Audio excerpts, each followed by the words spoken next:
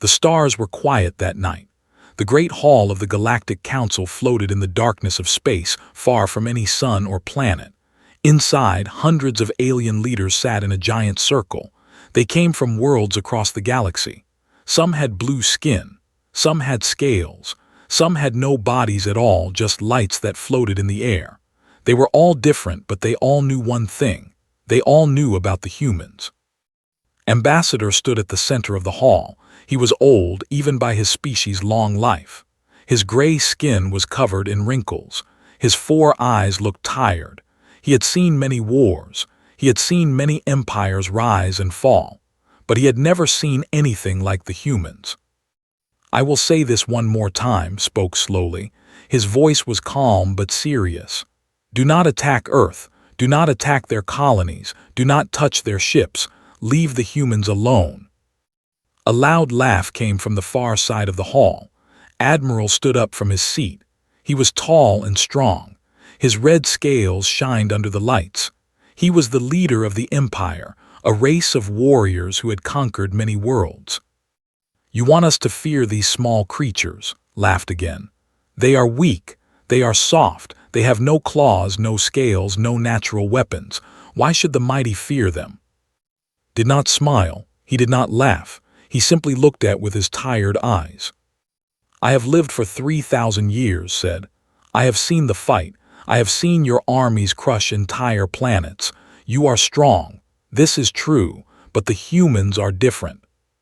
"Different how?" asked. He crossed his arms over his chest. "They die like everyone else. I have seen the reports. One shot and they fall." "Yes, they die," agreed. "But that is not what makes them dangerous. What makes them dangerous is what happens after." The hall became quiet. Everyone was listening now. "Let me tell you a story," continued. 50 years ago, a small trading ship from the Federation attacked a human vessel. They killed 12 humans and stole their cargo. It was a small crime. The thought nothing of it. Paused, he looked around the room. "The humans found them. It took 3 years, but they found them. They tracked the pirates across 7 star systems. They followed every clue. They never stopped. They never gave up. When they finally caught the pirates, they did not just arrest them. They destroyed their entire operation, every ship, every base, every contact. The Federation had to pay for the damage. The pirates were never seen again." Made a sound of disbelief. "That proves nothing. We are not small pirates. We are the Empire." "Then let me tell you another story," said. 200 years ago, before I was born, a powerful empire attacked Earth itself. They thought they could defeat the humans quickly. They were wrong." His voice became darker. "The war lasted 40 years. The humans lost billions of their people. Their cities burned. Their children died, but they did not surrender. They rebuilt their ships. They trained new soldiers. They learned the enemy's weaknesses, and then slowly they pushed back. When the war ended, the humans did not stop. They hunted down every leader of that empire, every general, every politician, every soldier who had given orders. It took them another 100 years, but they found them all.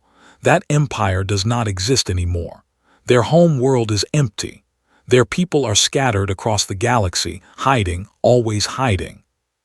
The hall was completely silent now.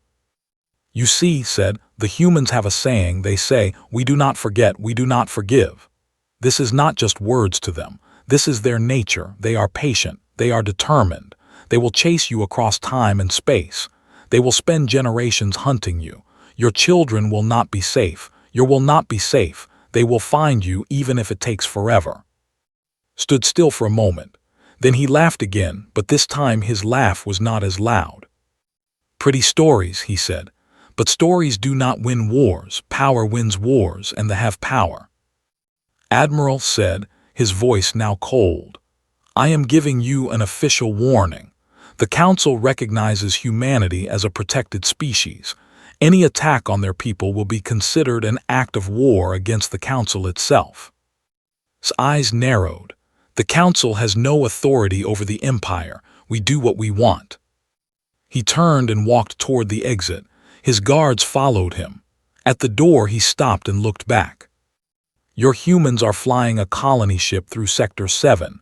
3,000 civilians, families, children." He smiled, showing his sharp teeth. "Maybe I will pay them a visit. Maybe I will show the galaxy that humans are not so special." His four eyes widened. "Do not do this. You do not understand what you will start." "I understand perfectly," said. "I will show everyone that the fear nothing." He walked out of the hall.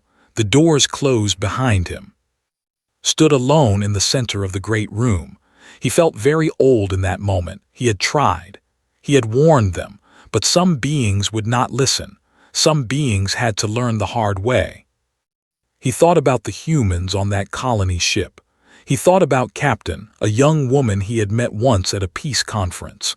She had kind eyes and a warm smile. She had told him about her husband and her young daughter. She had been so happy. Closed his four eyes and said a quiet prayer. "May the stars protect them," he whispered, "and may the galaxy forgive us for what is about to happen." Far away in Sector 7, the colony ship Starlight flew peacefully through space. 3,000 people slept in their beds, dreaming of their new home. They did not know that death was coming for them. They did not know that Admiral's fleet was already on its way. And they did not know that one woman among them would survive. One woman who would lose everything. One woman who would make Admiral regret this night for the rest of his very short life. Her name was, and her story was about to begin. The Starlight was a beautiful ship. It was long and silver, shaped like a great fish swimming through the stars. Inside, families lived their normal lives. Children played in the hallways. Parents worked and laughed and dreamed about their future. They were going to a new planet called New Hope. It was a green world with blue oceans and fresh air, a perfect place to start again. Captain stood on the bridge looking at the stars through the large window. She was 32 years old with black hair tied behind her head and calm brown eyes. She wore the blue uniform of the Earth Colony Fleet. On her chest was a small pin with two names written on it. Her husband, Bora, her daughter. They were sleeping now in their small room on Deck 5, smiled when she thought about them. Bora always snored a little and always kicked off her blankets. In 4 more days they would reach New Hope. They would build a house near the ocean, would grow up playing in the waves. It would be a good life. The communication officer, a young man named Brother, looked up from his screen. His face was suddenly pale. "Captain," he said, "we have contacts, multiple ships coming out of jump space." Turned quickly, "How many?" 12, no 15, they are warships." The bridge became very quiet. Everyone knew everyone knew they were dangerous. "Try to contact them," ordered. Her voice was steady but her heart was beating fast. "Tell them we are a civilian ship. We have no weapons. We are not a threat." The officer sent the message. They waited. The seconds felt like hours. Then the screen lit up. A face appeared. Red scales, sharp teeth, cold yellow eyes. "Human Captain," Admiral said. "I am Admiral of the Empire. Your ship belongs to me now. Surrender and some of you might live." Stood straight. "Admiral, this is a colony ship. We have families on board, children. We have done nothing to the, please let us pass." Laughed. It was an ugly sound. "I know what you are," he said. "That is why I am here. I want the galaxy to see what happens to humans when they meet real power. I want them to see that you are not special. You are just meat like everyone else." "Admiral, please." Enough talking. His eyes grew hard. "Open fire." The ships attacked. Their weapons were bright and terrible. The Starlight had no chance. The first shots hit the engines. The ship shook like a toy. Alarms screamed. Lights flashed red. Grabbed the edge of her console. "All hands, emergency evacuation. Get to the escape pods." But there was no time. The ships fired again and again. They aimed at the living quarters. They aimed at the places where families slept. They were not trying to capture the ship. They were trying to kill everyone on it. She ran down the shaking hallways, past screaming people, past fires and broken walls. She had to reach Deck 5. She had to reach Bora and she almost made it. She was one hallway away when the ceiling fell on her. Metal and fire and pain. She screamed. She could not move. She could not breathe. Through the smoke she saw their door. It was open. Inside she could see flames. Only flames. "Bora," she screamed. No one answered. The last thing saw before she passed out was a soldier standing over her. He looked at her with curious eyes, like she was a bug he had never seen before. Then everything went black. Woke up floating in space. She was inside a small escape pod. Somehow someone had put her there. Maybe one of the crew, maybe a stranger. She never found out who saved her. Through the small window she watched the starlight burn. The beautiful silver ship was broken into pieces. Bodies floated in the darkness around it. 3,000 people, families, children, all dead. Her husband, her daughter, gone. Did not cry. She was too empty to cry. She just watched and watched until the fires died and there was nothing left but cold metal and silent death. A rescue ship found her 2 days later, a human military vessel that had heard the emergency signal. They brought her aboard. They wrapped her in blankets. They gave her food and water, but did not eat. She did not drink. She just sat in her bed and stared at the wall. A doctor came to see her. He was a kind man with gray hair and soft eyes. "Captain," he said gently, "I am so sorry for your loss. Is there anything I can do?" Did not answer for a long time. Then slowly she turned her head. Her eyes were not empty anymore. They were burning. "Tell me where to find Admiral." The doctor looked surprised. "Captain, you need rest. You need time to heal." "I will rest when he is dead."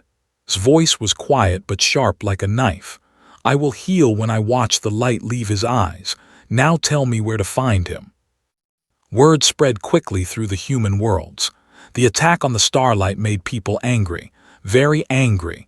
3,000 innocent people killed for no reason, families destroyed, children murdered, all because one alien wanted to prove a point. Became famous, not because she was a hero, but because of what she promised to do. She stood in front of the cameras and spoke to all of humanity. "Admiral thinks we are weak," she said. Her face was calm, but her voice shook with controlled rage. "He thinks we will cry and hide and forget. He is wrong. Humans do not forget. Humans do not forgive. I will find him. I will hunt him across every star in this galaxy, and I will make him pay for what he did." She paused. Her eyes looked directly into the camera. "This is my vow. I will not rest until Admiral is dead, and anyone who stands in my way will share his fate." People watched her speech everywhere, on Earth, on Mars, on distant colonies across the galaxy, and many of them felt the same fire in their hearts. 3 people came to the next day. They found her in a small bar on a space station, staring at a drink she had not touched. The first was, he was a pilot, the best in the fleet. He had lost his sister on the starlight. He was young, maybe 25, with a quick smile that had disappeared after the attack. The second was, she was an engineer, a genius with machines. She could fix anything and build weapons from nothing. Her wife had been on the starlight, traveling to meet her on New Hope. The third was, he was a soldier, big and strong and quiet. He had served in many battles. His parents had been passengers on the starlight. They were going to retire on the new planet. They stood in front of his table. No one spoke for a moment. Then said, "We heard your speech. We want to help." Nodded, "I can build you the tools you need." Just cracked his knuckles, "Point me at the enemy." Looked at them. 3 strangers who had become her family in a single moment. 3 people who understood her pain because they felt it too. She stood up. For the first time since the attack, something like hope flickered in her chest. "Then let us begin," she said. "We have a long hunt ahead of us." The 4 of them walked out of the bar together. Behind them, the stars waited. Somewhere out there, Admiral was celebrating his victory, thinking he had won. He had no idea what was coming for him. 7 years. That is how long the hunt lasted. 7 years of blood and fire and cold determination. 7 years that would become legend across the galaxy. In the beginning, and her crew had nothing. They had a small ship that had built from stolen parts. They had a few weapons. They had no money, no support, and no idea where Admiral was hiding. But they had something more important. They had patience. They had anger. And they had a promise that could not be broken. Their ship was called the Shadow. It was not pretty. It was made of gray metal and looked like a box with engines. But it was fast and quiet and almost invisible to enemy sensors. Had spent 3 months making it perfect. "She might not look like much," said proudly, "but she will take us anywhere we need to go." Sat in the pilot's seat, running his hands over the controls. "I have flown prettier ships, but I have never flown one that felt so angry." Checked his weapons in the back. He did not talk much, he just prepared. Stood at the center of the small bridge. In her hand was a photograph, Bora and smiling in the sunlight. She looked at it for a long moment, then put it in her pocket. "Let us begin," she said. Their first target was not himself. They knew they could not reach him yet. He was too protected, too powerful. So they started with his network, the people who supplied his ships, the informants who gave him information, the allies who helped him hide. They found a smuggler named Vex on a moon called Dusty. Vex had sold weapons to his fleet. He thought he was safe because the moon was far from any law. He was wrong. Walked into his bar alone. She sat down across from him at his table. He was big and ugly, with green skin and 4 arms. "I want to ask you some questions," said calmly. Vex laughed. "And why would I answer questions from a tiny human?" "Because if you do not, my friend outside will blow up your ship, and then your warehouse, and then this bar with all of us inside." Vex stopped laughing. He looked out the window, was sitting in the shadow, weapons pointed at the landing area. "You are crazy," Vex said. "Yes," agreed. "I am. Now tell me about Admiral's supply routes." Vex told her everything. When they left, his business was destroyed and he had nothing. But he was alive. That was more than many others would get. This became their pattern. They moved from world to world, station to station. They found contacts and gave them a choice, talk or suffer. Most talked. Some did not. Those who did not talk usually regretted it. The galaxy began to notice. Stories spread about a human ship that appeared from nowhere and vanished like smoke. They called the crew ghosts. They said the ghosts were hunting They said the ghosts could not be stopped. Admiral heard the stories too. At first he laughed. Then his supply lines started breaking.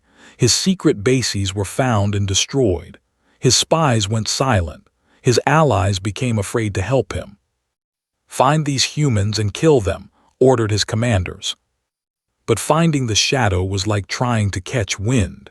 Every time the thought they had found the human ship, it was already gone. And somewhere else, another piece of empire fell apart. In the 3rd year's crew freed a prison ship. 200 aliens were inside, captured by forces and sold as slaves. When the prisoners were free, many of them offered to help. "You saved our lives," said an old alien with silver skin. "Let us help you save others." Accepted. Her crew of 4 became a network of hundreds, eyes and ears across the galaxy, all watching for signs of Admiral. In the 4th year, they found one of his admirals. His name was, and he was almost as cruel as himself. He had commanded one of the ships that attacked the Starlight. Was hiding on a pleasure station, surrounded by guards. He thought he was safe. Went in alone. He was dressed as a servant, carrying a tray of drinks. The guards did not notice him until it was too late. When it was over, was dead. On the wall, written in red, were 4 words, "We do not forget." The message spread across the galaxy. Other commanders became nervous. Some of them tried to leave his service. Some tried to hide, but hiding from the ghosts was impossible. In the 5th year, built something special. a device that could track communication signals across entire star systems. It was small enough to fit in her hand, but powerful enough to change the war. With this, explained, we can hear everything they say, every order, every plan, every secret. They planted the devices everywhere, on stations, on ships, on planets where had friends. Slowly, they built a map of his entire operation. And they learned something important, was scared. He had moved to a hidden fortress on the edge of known space. He had surrounded himself with his most loyal soldiers. He barely left his command room anymore. The great admiral, who had boasted about conquering humans, was hiding like a frightened animal. "Good," said when she heard this. "Let him feel fear. Let him understand what it means to be hunted." In the 6th year, they made their biggest move. His main fleet was gathered at a supply station, preparing for a major operation. 30 warships all in one place. His network had been working for months, placing explosives, bribing guards, preparing the trap. When the explosion started, it was like watching stars being born. One ship after another burst into flame. Alarms screamed. Soldiers ran in all directions. By the time the fires were out, half of his fleet was destroyed. His message was intercepted by his devices. His voice was shaking with rage. "Find them, find these humans. I want them dead. I want their bodies brought to me." But the shadow was already gone, flying quietly through the darkness toward their next target. In the 7th year, everything came together. Their network had found his hidden fortress. They knew its location, its defenses, and its weaknesses. They knew how many soldiers guarded it. They knew every entrance and exit. It was time to end the hunt. Gathered her crew in the small meeting room of the shadow, and sat around the table, looking at a map of the fortress. "This is it," said. 7 years of work, 7 years of hunting, it all comes down to this. Nodded, "The fortress is heavily defended. Getting in will not be easy." "Getting in is my job," said. "I have studied their security systems. I can disable them." Cracked his knuckles. "And getting to is my job. I will clear the path." Looked at each of them. These 3 people had given up everything to follow her. They had risked their lives 1,000 times. They had become more than friends. They had become family. "I cannot promise we will all survive," said honestly. "This might be a one-way trip." Smiled. It was his old smile, the one he had lost 7 years ago. "We knew that when we started. We did not join you to live long. We joined you for justice." Nodded. "My wife is waiting for me, somewhere among the stars. If I die getting revenge for her, I will die happy." Just shrugged. "I have been ready to die since the day they took my parents. Let us finish this." Felt tears in her eyes. She blinked them away. "Then let us go hunting one last time." The shadow flew toward the edge of known space, toward a hidden fortress, toward the end of a 7-year journey. Admiral had no idea that death was coming for him. But he would learn soon enough. The fortress floated in the darkness like a spider waiting in its web. It was built into a dead moon, hidden in a system with no name. No maps showed this place. No ships came here unless they were called. Admiral had built it to be invisible, to be safe, to be his final hiding place. He was wrong about all of it. Watched the fortress through the shadow's sensors. It looked like a black mountain covered in lights. Weapons pointed in every direction. Patrol ships circled it like angry insects. Thousands of soldiers waited inside, ready to kill anyone who came close. "Scans show at least 5,000 guards," reported. "Heavy weapons on every level, shield generators running at full power." "The shields have a weak point," said, studying her screen. "There is a maintenance tunnel on the lower section. The shields cannot cover it completely because of the power systems." Loaded his weapons. He had 3 guns strapped to his body and enough ammunition to fight a small war. How many guards at the tunnel entrance? "Only 20. They think no one knows about it." "20 is nothing," said. Nodded. "Here is the plan. We'll fly us to the tunnel entrance and keep the ship ready for escape. We'll disable the internal security systems. We'll handle the guards. And I will find. What about the 5,000 other soldiers? Asked. Smiled. It was not a warm smile. Our network has been busy. In exactly 30 minutes, there will be explosions at 6 different locations inside the fortress. Emergency alerts. Fake reports of attacks from outside. The soldiers will be running everywhere, too confused to stop us. Laughed. You have been planning this for a long time. 7 years, said. Every day, every night. This moment is all I have been living for. They flew toward the fortress slowly and quietly. The shadow was designed to be invisible, and tonight it proved its worth. The patrol ships flew right past them without seeing anything.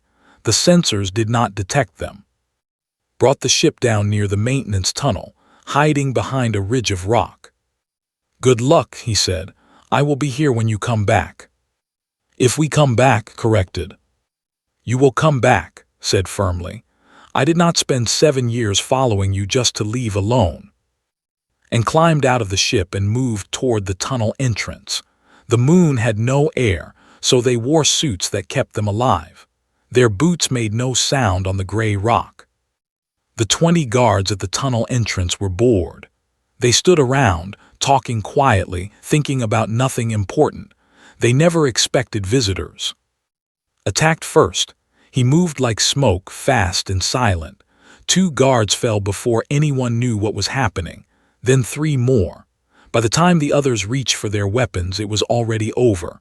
20 guards, 20 seconds, stood among them, breathing hard but unharmed.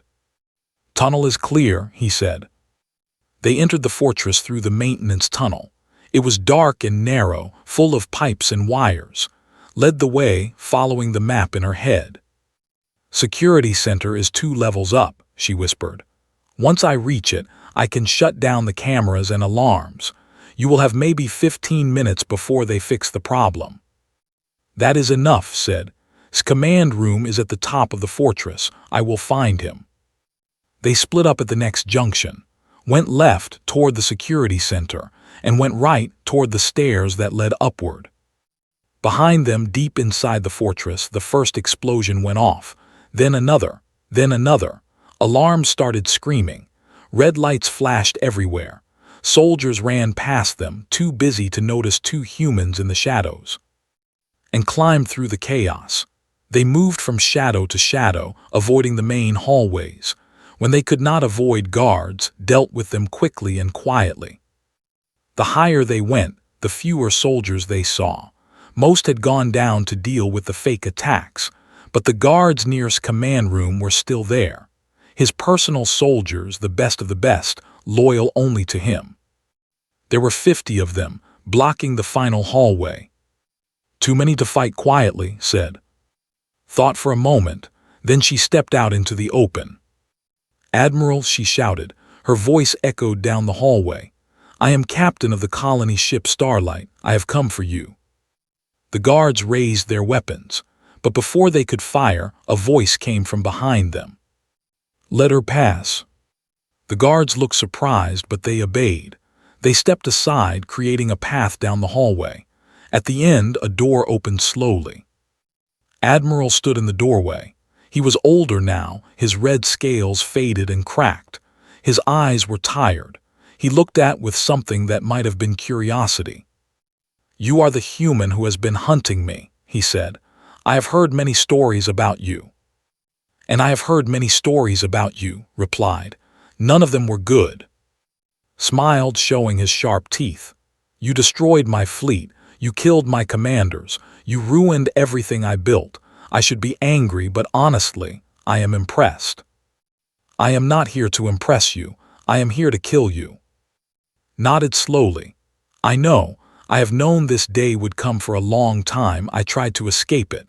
I hid here in my fortress, surrounded by my soldiers, but you found me anyway, just like the old ambassador warned me. Ambassador tried to stop you, said. He told you not to attack us. Why did you not listen? Was quiet for a moment. When he spoke, his voice was soft. Pride, he said. Stupid pride. I wanted to prove that they were the strongest in the galaxy. I wanted everyone to fear us. I thought killing a few thousand humans would make us look powerful. Instead, it made you look foolish. Yes, I understand that now. Your people do not give up. You do not forget. You hunt and hunt until there is nothing left to hunt. I should have listened to the warning. Stepped closer. Her hand moved to the weapon at her side. Do you remember their faces? She asked. The 3,000 people you killed. Do you remember the children, the families? Look down. No, I do not remember them. They were just numbers to me, just targets. My husband's name was Bora. My daughter's name was. She was 6 years old. She liked to draw pictures of flowers. Said nothing. Say their names, demanded. Bora, say them. Met her eyes, Bora. Pulled out her weapon. It was not a gun. It was a knife, simple and small and very sharp. I have waited 7 years for this moment, she said. I thought I would feel happy. I thought I would feel satisfied. But I do not feel anything except tired. Then let me go, said. Walk away, end this chase. Shook her head. I cannot. I made a promise to my husband, to my daughter, to everyone who died on the starlight. A promise is a promise. She moved fast, tried to block her, but he was old and slow. The knife found its target once, twice, 3 times. Fell to his knees. Blood spilled from his wounds, dark and thick. He looked up with his yellow eyes. Do you feel better now? He asked, his voice weak. Looked at him for a long moment. Then she knelt down beside him. No, she admitted. Killing you will not bring them back. Nothing will bring them back.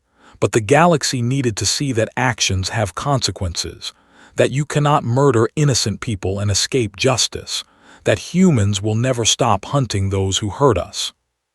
Coughed more blood. The galaxy will remember this, he whispered. They will remember what humans are capable of. Good, said. That is the whole point. Admiral, the terror of the Empire, died on the floor of his own fortress. His eyes stayed open, staring at nothing. His sharp teeth were still visible in a final, frozen smile. Stood up, she was covered in blood. Her hands were shaking, but she did not cry. She was too tired to cry. Appeared beside her. He looked at its body and nodded once. It is done, he said. Yes, agreed. It is finally done. They walked out of the fortress together, past the confused guards, through the maintenance tunnel back to the waiting ship. Behind them, the alarms were still screaming, but no one tried to stop them. Everyone was too shocked, too afraid, too busy.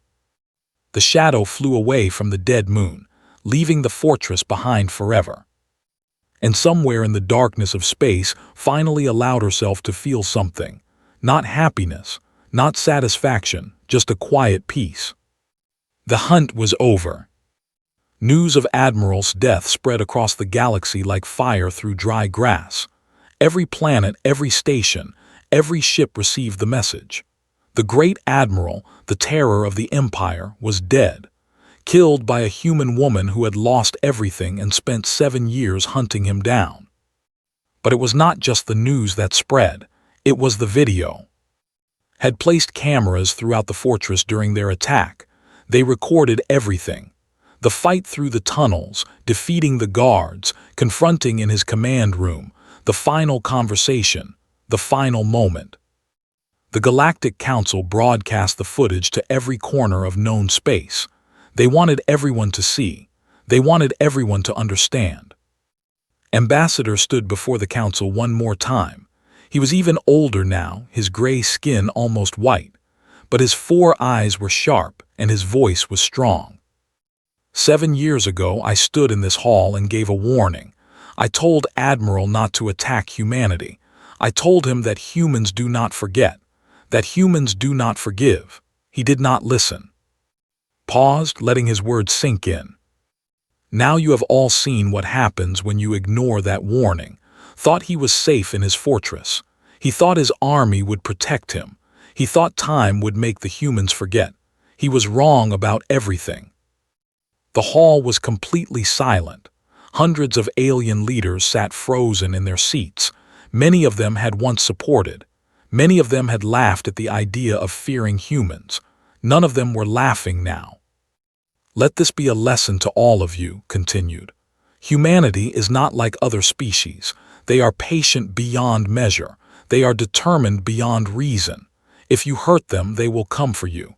It does not matter how long it takes. It does not matter where you hide. They will find you and they will make you pay." An alien leader from a distant world raised his hand. He was shaking. "What should we do? How do we protect ourselves from humans?"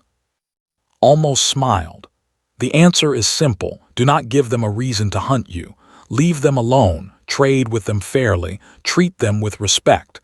Do these things and you have nothing to fear.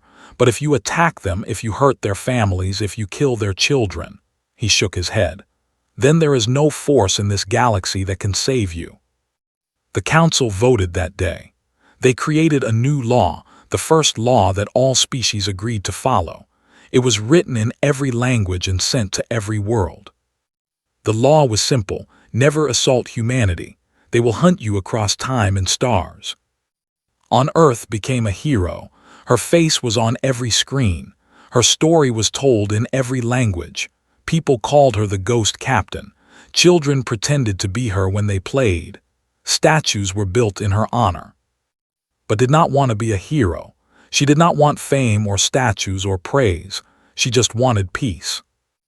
After returning from the fortress, she found a small house on a quiet beach.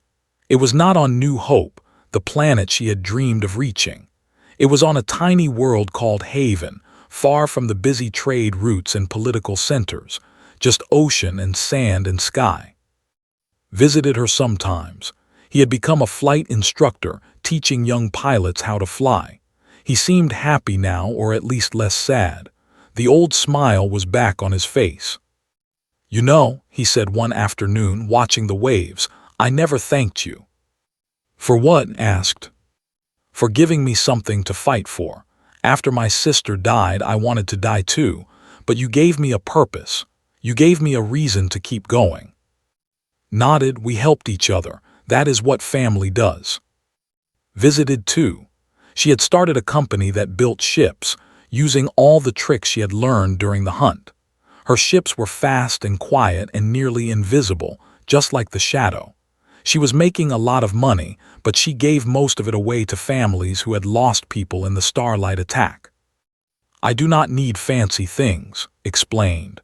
"I just need to know that their deaths meant something, that we made the galaxy a little bit safer for everyone." Was harder to find. After the mission, he had disappeared into the outer colonies. Some said he was working as a bodyguard. Others said he was teaching soldiers how to fight. Once in a while would receive a message from him, usually just a few words. "Still alive, still strong. Hope you are well." It was enough. 5 years after the hunt ended, received an invitation. The Galactic Council wanted her to speak at their annual meeting. They wanted her to tell her story in person, to remind everyone why the law existed. Did not want to go. She had spent years trying to leave that chapter of her life behind, but convinced her. "People are starting to forget," said. "New species are joining the council. Young leaders are taking power. They need to hear it from you. They need to see the face of the woman who hunted an admiral across the galaxy." So went. The Great Hall of the Galactic Council was exactly as Ambassador had described it.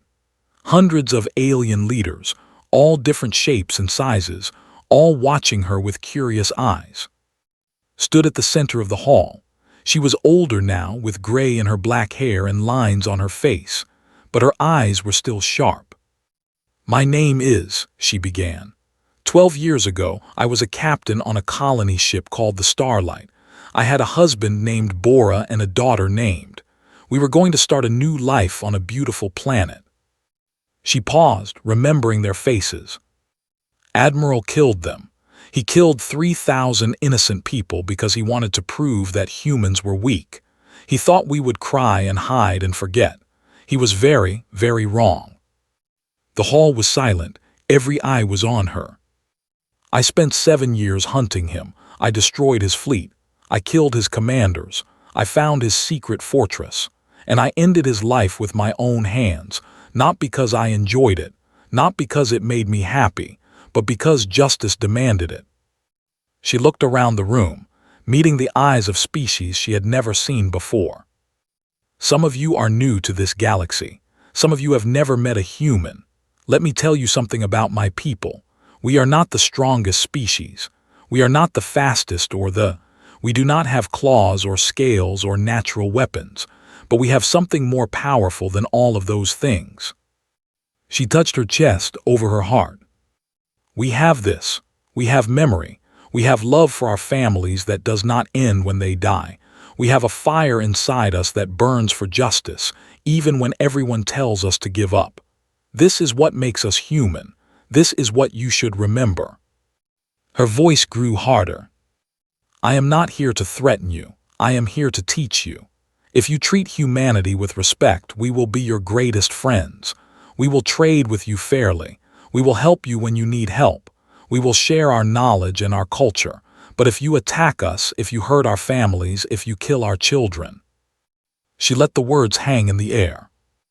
Then you will create thousands of people like me. Thousands of hunters who will never stop, never rest, never forget. We will chase you to the ends of the universe. We will find you no matter where you hide. And we will make sure you understand the price of your actions. The silence in the hall was complete. No one moved. No one spoke. Finally, Ambassador stood up. He was very old now, barely able to walk, but he came to the center of the hall and stood beside. This woman speaks the truth, he said. I have watched humanity for 3,000 years. I have seen them fight impossible battles. I have seen them sacrifice everything for justice. They are not creatures you want as enemies. He turned to face the council. Remember the law, never assault humanity. They will hunt you forever. This is not a threat. It is a promise, and humans always keep their promises. The council meeting ended. Leaders returned to their worlds. Ships flew back to distant stars, and everywhere they went, they carried the same message. Do not hurt the humans. They will never stop. Went home to her beach on Haven. She sat on the sand and watched the sunset, thinking about Bora and thinking about the life they should have had together. Had asked her once if she regretted the hunt, if she wished she had just tried to move on instead of spending 7 years chasing revenge. She had thought about it for a long time before answering. No, she had said finally, I do not regret it, not because killing made me feel better. It did not, but because the galaxy needed to learn a lesson. They needed to understand that actions have consequences, that you cannot murder innocent people and walk away. She looked at the stars appearing in the darkening sky. My daughter will never grow up. My husband will never grow old. I will carry that pain forever. But maybe, because of what we did, some other family will be saved. Maybe some admiral will think twice before attacking a human ship. Maybe some children will grow up who would have died if we had done nothing. She pulled out the old photograph, Bora and smiling in the sunlight. She looked at it every day. She would look at it until the day she died. This is for you, she whispered. Everything I did was for you. The stars twinkled above her, silent and eternal. Somewhere out there, new stories were being written. New heroes were rising. New battles were being fought. But the lesson of would never be forgotten. Humanity does not forget. Humanity does not forgive. And if you hunt them, they will hunt you back. Forever.